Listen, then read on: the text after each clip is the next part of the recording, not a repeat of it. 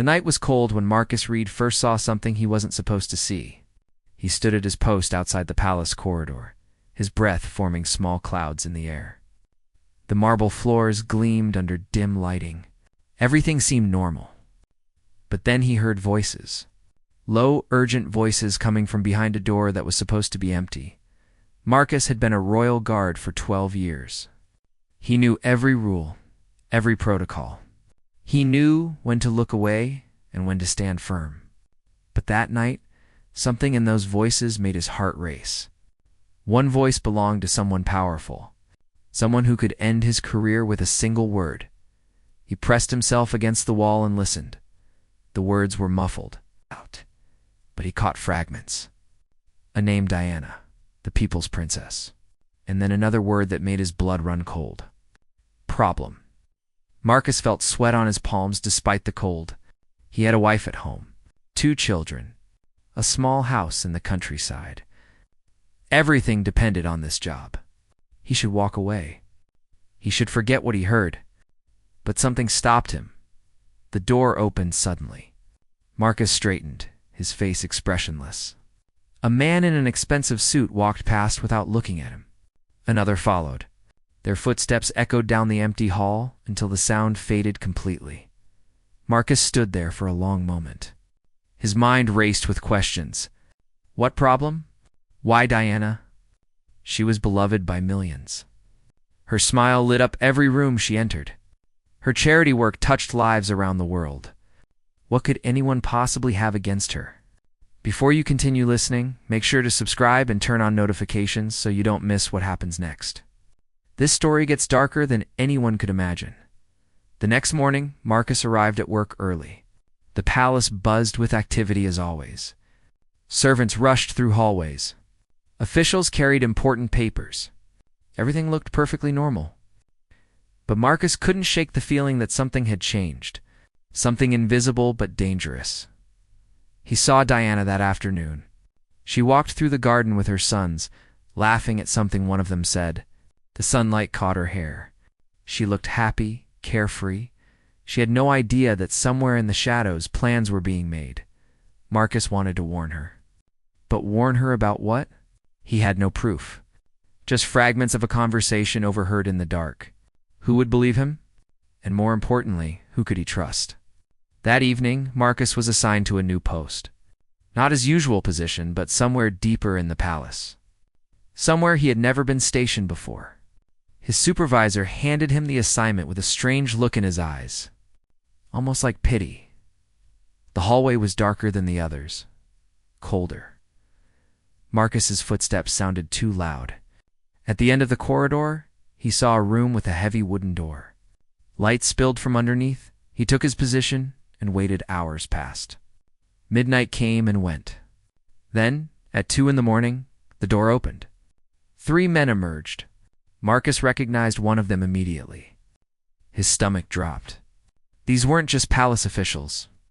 These were men with connections that reached far beyond these walls.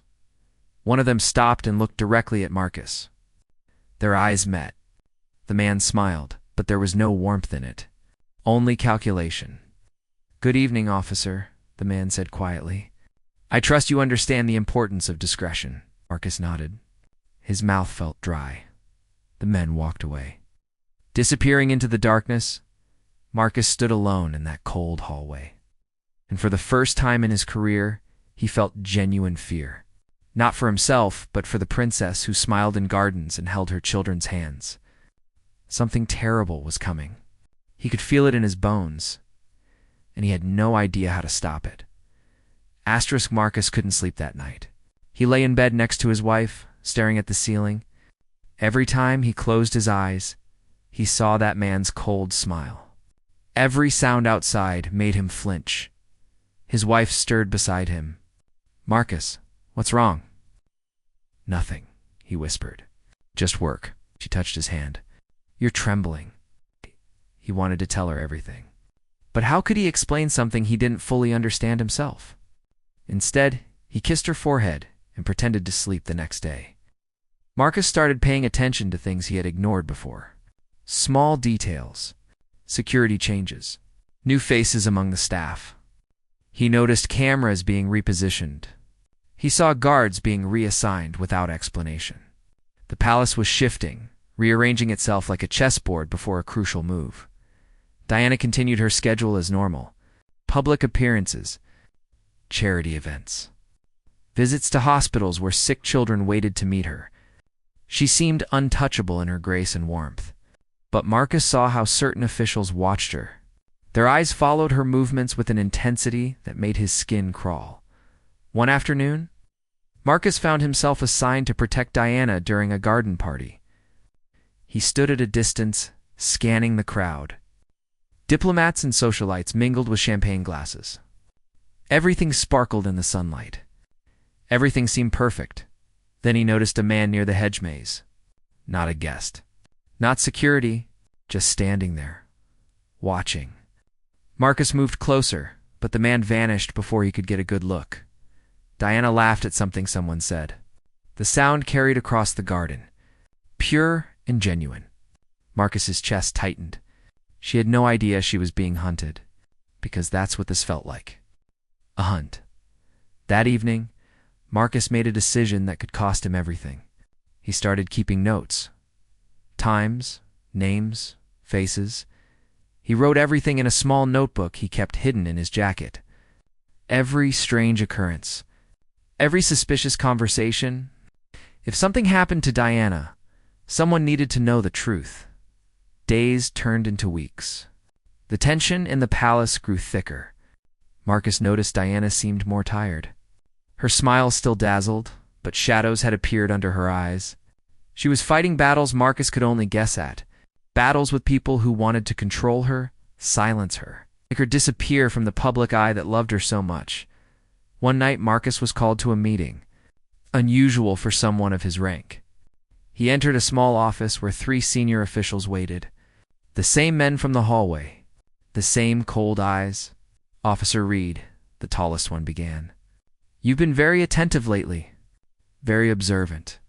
Marcus's heart pounded. "Sir, we appreciate dedicated guards, men who understand their place, men who know when to see things and when to look away." The words hung in the air like a threat. "Do you understand, Officer Reed?" Marcus nodded slowly. "Yes, sir."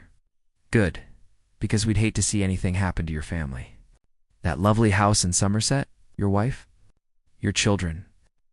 The room seemed to shrink. Marcus felt ice in his veins. They knew he was watching. They knew he suspected something. "We're all on the same team here," another man added with a smile that didn't reach his eyes. "We all want what's best for the crown. Sometimes that requires difficult decisions, sacrifices." Marcus was dismissed. He walked out of that office knowing he was trapped. If he spoke, his family would pay. If he stayed silent, Diana would face whatever darkness these men had planned. He went home that night and held his children a little longer. Read them an extra story. Kissed them goodnight twice. His wife asked again what was wrong. Again, he lied. But lying was becoming harder. 2 days later, Marcus saw something that made his blood freeze. A file left briefly on a desk. Just a glimpse before someone closed it. But he saw enough. Travel routes, schedule changes, security gaps, and Diana's name circled in red. The pieces were coming together. This wasn't just about control or power struggles. This was something far worse. Something final. Marcus stood in the palace bathroom, his hands gripping the sink. His reflection looked back at him. He barely recognized the frightened man staring from the mirror. He had to make a choice. Protect his family by staying silent, or risk everything to save a woman he had sworn to protect. A woman who trusted that the system would keep her safe. A woman who had no idea that the system itself wanted her gone. Time was running out. Marcus started following Diana's security detail more closely. Not obviously, just carefully observing patterns. He noticed changes that shouldn't exist. Veteran guards being replaced with newer ones. Men who answered to different supervisors. Men whose loyalty could be bought. Diana seemed to sense something too. Marcus saw it in the way she glanced over her shoulder. The way her smile faded when she thought no one was watching. She was a bird in a gilded cage, and the cage was getting smaller. One evening, Marcus overheard a phone conversation. A senior official speaking quietly in an empty corridor. Marcus was supposed to be on the other side of the building, but he had started taking different routes, learning where private conversations happened. Paris, the man said into the phone. Next month, everything is arranged. The driver has been selected. It needs to look natural. An accident.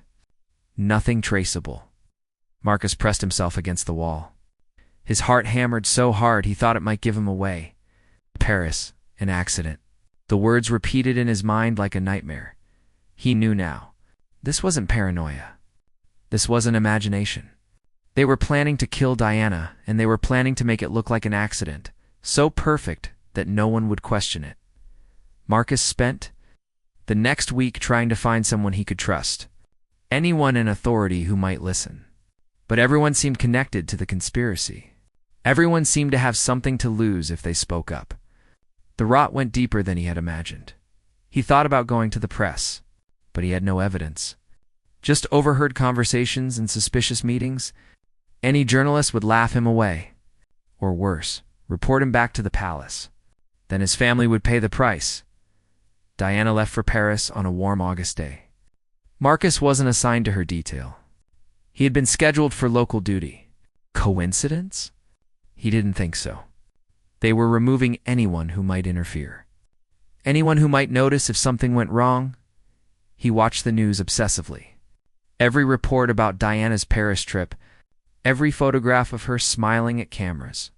She looked beautiful and sad, like someone saying goodbye without knowing it. Marcus couldn't eat, couldn't sleep. His wife begged him to tell her what was happening. Finally, late one night, he broke down. They're going to kill her, he whispered. They're going to kill Diana, and I can't stop it. His wife stared at him in horror. You have to tell someone. The police? Someone who would believe me. And if I'm wrong, I lose everything. If I'm right and I speak up, we lose everything anyway. So you do nothing? The question hung between them like an accusation. Marcus had no answer. He was just one guard. One small man in a system designed to crush anyone who questioned it. The next day felt like walking through water. Every minute stretched impossibly long. Marcus kept checking his phone for news. Nothing yet. Maybe he was wrong. Maybe his paranoia had created monsters from shadows. Then, at midnight, his phone rang. A colleague from the palace. Voice shaking. Marcus, turn on the news. He didn't need to ask why. He already knew. His hands trembled as he reached for the remote. The breaking news banner flashed across the screen. A car accident in Paris. A tunnel. High speed. Multiple fatalities. Diana's photograph appeared on the screen. Marcus fell to his knees. His wife cried out behind him. But he barely heard her. All he could hear was that voice from weeks ago. Paris, next month. Everything is arranged. They had done it. They had actually done it. And they had made it look exactly like an accident. A tragic, terrible accident that the whole world would mourn. His phone buzzed with messages.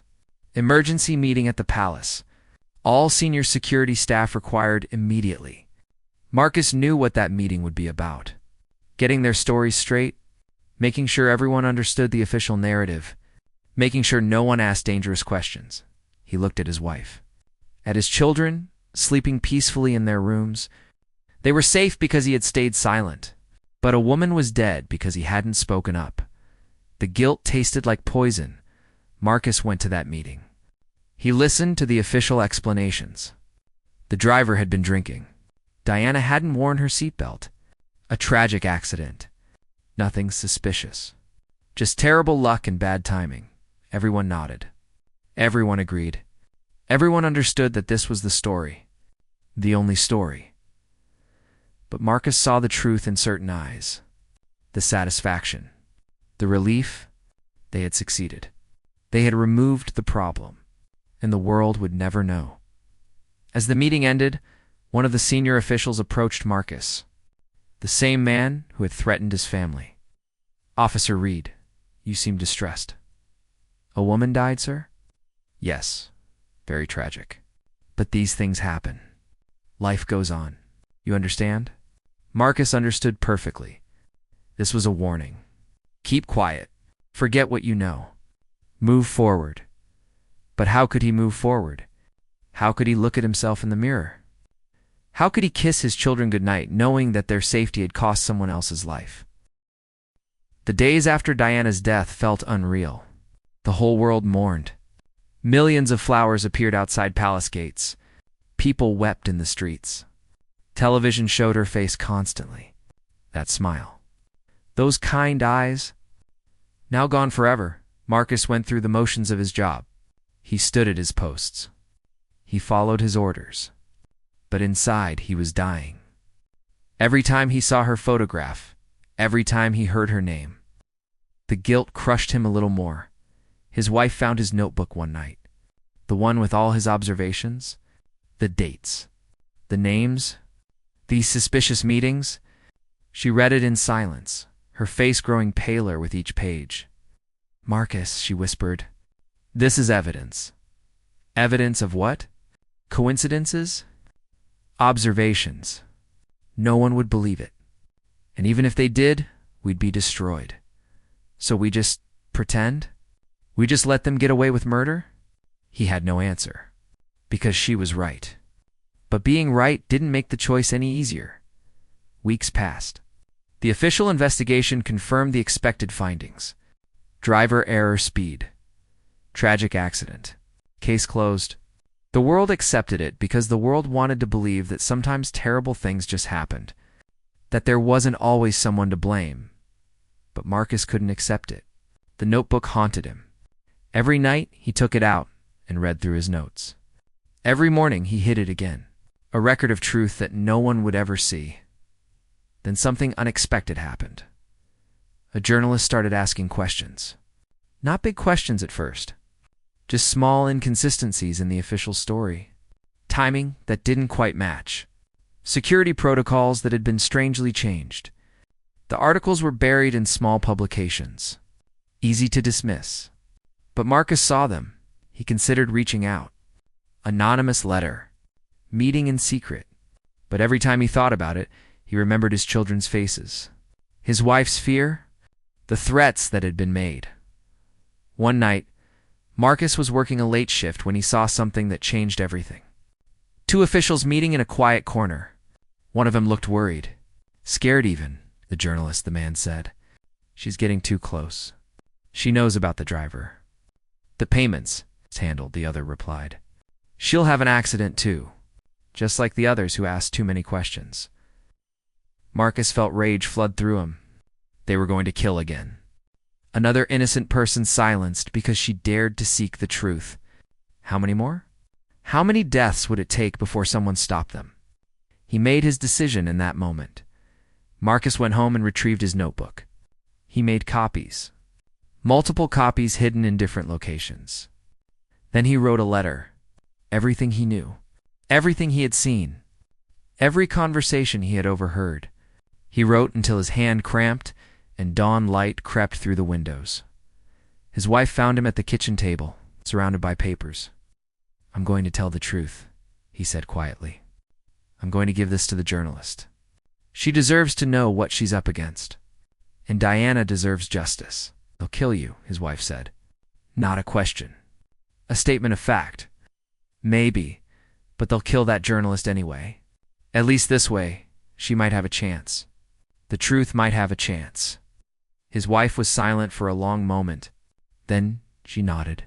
"Then we'll do it together. Whatever happens." Marcus felt something he hadn't felt in months. A tiny spark of hope. Maybe one person couldn't stop a conspiracy this big. But maybe the truth itself was powerful enough. The next day, Marcus requested leave from work. Personal reasons. It was granted without question. They probably thought he was just another guard, broken by grief and stress. They had no idea what he was planning. He made contact with the journalist through an encrypted email. Anonymous at first. Just enough information to prove he was real, that he had access to the palace, that he knew things. She responded within hours. Cautious but interested. They arranged a meeting. Public place, daytime. Somewhere with witnesses. Marcus showed up early. He watched for anyone following him. The journalist arrived right on time. She looked young, determined, and terrified. She knew the danger she was in. Marcus slid the envelope across the table. Years of observations, names, dates, proof that Diana's death was no accident. "This will destroy you," the journalist said quietly. "Once this goes public, they'll know you're the source." "I know you could die. I know that too." She looked at him with something like admiration. "Why are you doing this?" Marcus thought of Diana's smile, her kindness, the way she had lit up the world just by existing. And he thought of his children. What kind of man did he want them to believe their father was? "Because it's right," he said simply. "Because someone has to." The journalist took the envelope. "I'll need time to verify everything. To build a case that can't be dismissed. It might take months, whatever it takes. Just promise me you'll be careful." She promised. Then she left. Marcus sat alone at that cafe table and felt something unexpected. Peace, for the first time since Diana's death. He could breathe freely. He had done the right thing. Whatever happened next, at least he had tried. He went home and held his family close. He told them he loved them. He apologized for the danger he might have brought to their door. But he didn't regret his choice. Not for a second. That night, Marcus slept deeply for the first time in months. The journalist worked fast. Faster than Marcus expected. She verified his information against other sources. Found documents that supported his claims. Built a web of evidence that was becoming impossible to ignore. But the people behind Diana's death were watching too. Marcus started noticing things. A car that seemed to follow him. Phone calls that clicked strangely. His wife mentioned someone had asked about their family at the children's school. Casual questions. Friendly curiosity. But Marcus knew better. They were being monitored. The hunters had identified him as a threat. One evening, Marcus received a phone call. Unknown number. He almost didn't answer. Officer read. The voice was familiar. One of the senior officials. "We need to talk. I have nothing to say to you. I think you do. You've been meeting with certain journalists? Sharing certain stories. Very foolish, Marcus. Very dangerous." His blood ran cold. They knew. Of course they knew. "Come to the palace tonight. Midnight. We can resolve this quietly. No one needs to get hurt." The line went dead. Marcus stood frozen. This was it. They were going to kill him. Make it look like suicide or an accident. Another problem solved. Another truth buried. His wife watched his face. "What is it?" "They want me to come in. Tonight." "Then you run. We all run." "Right now? Run where?" "They have resources everywhere. Money, power, connections. We can't hide from this." But even as he said it, Marcus was already moving, grabbing important papers, passports, cash he had hidden away. If they were going to hunt him, he wouldn't make it easy. They left the house within the hour. No plan, just driving. Away from London. Away from the palace. Away from the men who wanted him dead. Marcus called the journalist from a payphone. Old technology.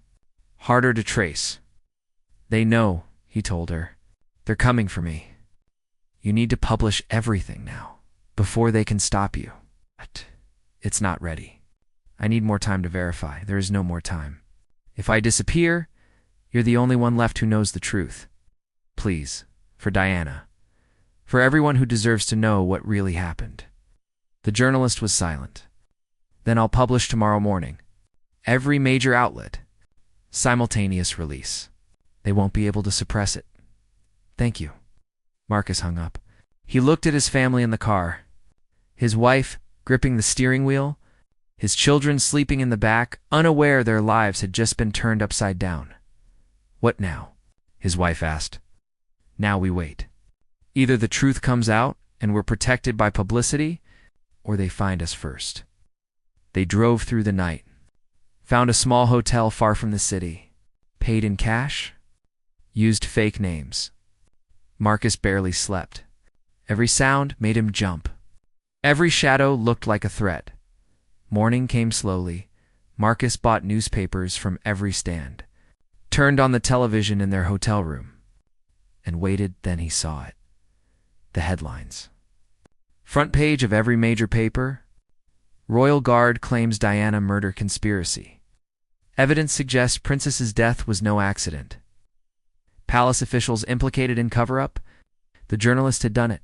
She had published everything. His testimony. The evidence. The names. The whole ugly truth was now public. Marcus's phone exploded with calls. News outlets, police, lawyers. Everyone wanted to talk to him. Everyone wanted his story. But more importantly, now that the truth was public, Marcus was safer. They couldn't kill him without confirming everything he had said. Every move they made would be watched, scrutinized. The conspiracy was exposed. His wife started crying. Relief, fear, exhaustion, all of it pouring out. "It's over," Marcus told her. "We're safe now." But even as he said it, he knew it wasn't completely true. The people who had killed Diana were powerful. They had resources. They would fight back. The legal battles would take years. Some might never face justice. Still, the truth was out. That was something. That was everything. Over the following days, more people came forward. Other guards who had noticed strange things. Officials who had been pressured to stay quiet. Drivers who had been approached with suspicious offers. The conspiracy was bigger than Marcus had imagined. Diana had been killed by a system, not just individuals. Public outrage swept the nation. Protests outside the palace. Demands for investigations. The government had no choice but to act. Arrests were made. High-ranking officials taken into custody. The carefully constructed lie was crumbling. Marcus gave his testimony to multiple authorities. Every detail he had recorded, every conversation he had overheard, his notebook became evidence in what would be the trial of the century. But there were costs. His career was over. No security service would ever hire him again. His family faced threats from people who wanted the truth to stay buried. They moved 3 times that first year, changed their names, lived in fear, yet Marcus didn't regret his choice. Every time he saw Diana's photograph, every time he heard her son speak about their mother, he knew he had done the right thing. She had deserved justice. The world had deserved the truth. The journalist who broke the story won awards. Her career skyrocketed. She never forgot to credit Marcus in every interview. The guard who chose conscience over safety, she called him the man who proved one person can make a difference. But Marcus didn't feel like a hero. He felt like someone who had simply done what should have been done. What everyone should have done, spoken the truth when it mattered most. Years passed. The trials continued. Some conspirators were convicted. Others escaped justice through wealth and connections. The system protected its own, even when exposed. But the truth remained. It couldn't be buried again. Marcus and his family eventually found peace in a quiet town far from London. He took a job as a security guard at a local hospital. Simple work. Honest work. No palaces. No conspiracies. Just helping people and going home to his family. His children grew up knowing their father had done something important, something brave. They didn't understand all the details. They knew he had stood up for what was right when others had stayed silent. Sometimes. Marcus thought about that night in the corridor. The first time he had heard those voices planning something terrible. What would have happened if he had walked away? If he had convinced himself it was none of his business, Diana would still be dead. But the truth would have died with her. Her sons would have grown up believing a lie. The world would have mourned a tragic accident instead of recognizing a calculated murder. One day, Marcus received a letter. No return address. Just a simple envelope delivered to his home. Inside was a handwritten note. "Thank you for giving my mother justice. You'll never know how much that means. With gratitude." It wasn't signed. But Marcus knew who had sent it. one of Diana's sons, now grown. Now understanding what had really happened to his mother, Marcus kept that letter in his wallet. On hard days, when the memories became too heavy, he took it out and read it. A reminder that the pain had been worth it. That truth mattered. That justice, even imperfect, was better than comfortable lies. The journalist stayed in touch. They met occasionally for coffee. She had built an entire career on exposing corruption and holding the powerful accountable. She credited Marcus with inspiring her to never back down from important stories. "You changed my life," she told him once. "You showed me that sources aren't just information providers. They're heroes risking everything for truth." Akash shook his head. "I'm not a hero. I just did what anyone should do, but most people don't. That's what makes it heroic." Marcus's wife aged gracefully beside him. The fear in her eyes had faded over the years, replaced by quiet pride. She had stood by him through everything, supported his decision, even when it terrified her. She was the real hero, Marcus often thought, the one who had sacrificed just as much but received none of the recognition. Sometimes, late at night, Marcus wondered about the men who had ordered Diana's death, the ones who had escaped justice. Were they sleeping peacefully? Did they have regrets? Or did they see Diana as just another obstacle they had successfully removed? He would never know. Some questions had no answers, but Marcus did know this. He could look at himself in the mirror. He could hug his children without guilt crushing his chest. He could sleep at night knowing he had done everything he could to make things right. That was more than the conspirators could say. Diana's legacy lived on. Her charity work continued through foundations bearing her name. Her kindness was remembered in countless stories. Her impact on the world couldn't be erased by those who had tried to silence her. And now, because of Marcus and the journalist and everyone who had chosen truth over fear, her death meant something more. It became a reminder that power without accountability was dangerous, that conspiracies could be exposed, that ordinary people could stand against corruption and win. Marcus often visited a small memorial garden dedicated to Diana. He never told anyone about these visits. He simply sat on a bench, looked at her photograph among the flowers, and felt grateful. Grateful that he had found the courage to speak. Grateful that the truth had survived. "I hope you're at peace," he whispered to her image one day. "I hope you know you weren't forgotten, that you mattered, that we fought for you." The wind rustled through the flowers. Somewhere, children laughed. Life continued. Beautiful and complicated and worth protecting, Marcus stood and walked home to his family. To his simple life, to the peace he had earned through impossible choices and unwavering conscience, he was just a guard. Just one man who had seen something wrong and refused to look away. But sometimes that was enough. Sometimes one person speaking the truth could change everything. Diana's story wasn't just about tragedy anymore. It was about justice, about courage, about the power of truth to survive even the darkest conspiracies. And it was about Marcus Reed, a guard who had promised to protect a princess and had kept that promise even after her death, even when it cost him everything. Even when the world told him to stay silent, he had chosen differently. And that choice echoed through history, a reminder that heroes don't always wear crowns. Sometimes, they wear uniforms and stand in cold hallways and make impossible decisions that change the world.